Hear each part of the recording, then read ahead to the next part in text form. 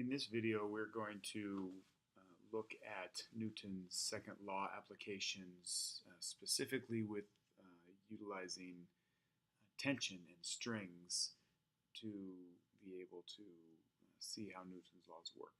So let's look at a situation where we have a box attached by a string to another box, and then we're going to pull on that box combination to the right with a force. Let's say for this case that there is no friction, and then that way it makes our lives a little bit easier to start with.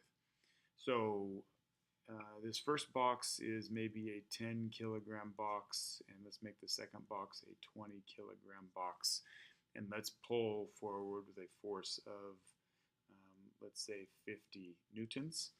And let's find a few things. Let's see if we can find the acceleration of the system. Let's see if we can find the force of tension in the string, in this middle string right here.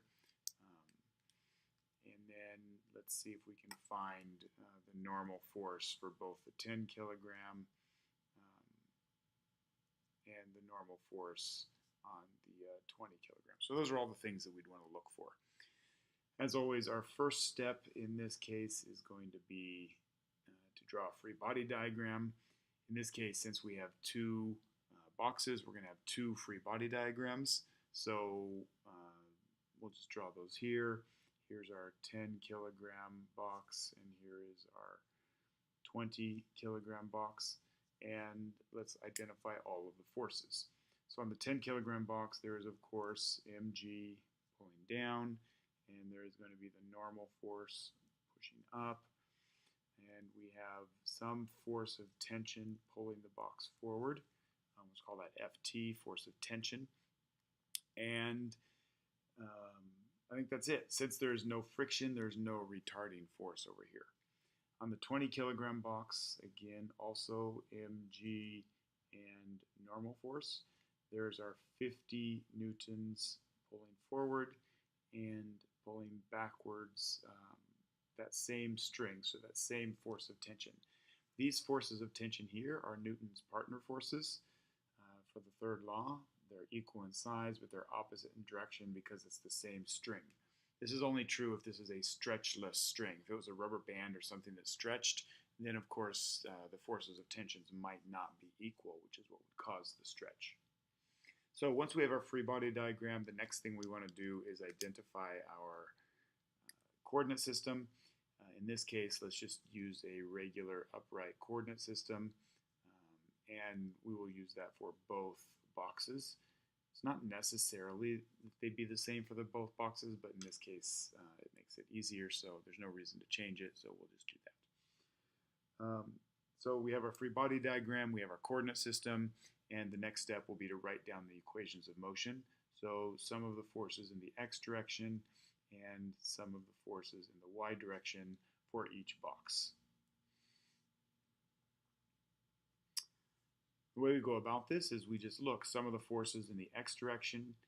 The only thing going on in the x direction here is that force of tension. So force of tension, and it's in the positive direction according to our coordinate system, so that'll be positive. That's it. So F equals mass times acceleration in the x direction. In the y direction here, we have a positive Fn and a negative mg. Fn minus mg. And that's our acceleration in the y direction. And then we can also go to this box. In the x direction, we have 50 newtons, which is positive, and we have a force tension, which is negative in this case. Mass times acceleration in x. And then here we have normal force minus mg equals mass times acceleration in y. So we have our four equations, one equation for each direction of motion, and we can now start thinking and begin to solve. So easy thing to do is to think about what's happening in this situation. These boxes are sliding to the right in our coordinate system. Their boxes are sliding in the x direction. So that means the acceleration in the y is going to be 0. And that makes it easy to solve this immediately. So we could say force normal is equal to mg. since this is the 10 kilogram box, the normal force is going to equal to 10 kilograms times 9.8 meters per second squared, or the normal force for the 10 kilogram box is going to be 98 newtons. And over here, normal force is equal to mg, but this time it's the 20 kilogram box, so it's going to be equal to 20 kilograms.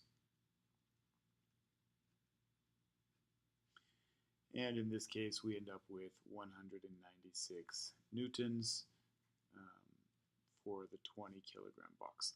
We do want to be careful, so even though these equations look the same, Fn minus mg equals ma, the m's are different because they both refer to different boxes, so we want to make sure that we're putting in the appropriate mass in both cases. In the x equation then, so far what we have, we've solved for the normal force for the 10 and the 20, so we've solved both of those two things that we're looking for. We now need to find the acceleration and the force of tension, which we can find in these x equations.